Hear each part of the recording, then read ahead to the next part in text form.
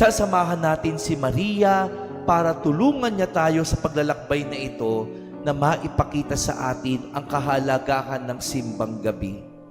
Malalim ang tradisyon na ito, malalim ang kahulugan ng tradisyon na ito, at huwag natin sayangin yung pagpupuyat dahil lamang sa tradisyon, dahil lamang sa nakasanayan, dahil lamang sa trending ang simbang gabi sa ating bansa.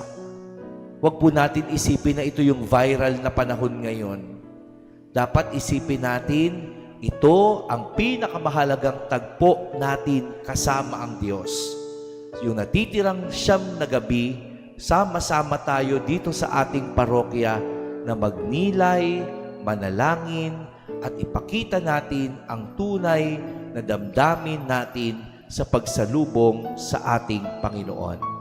Amen.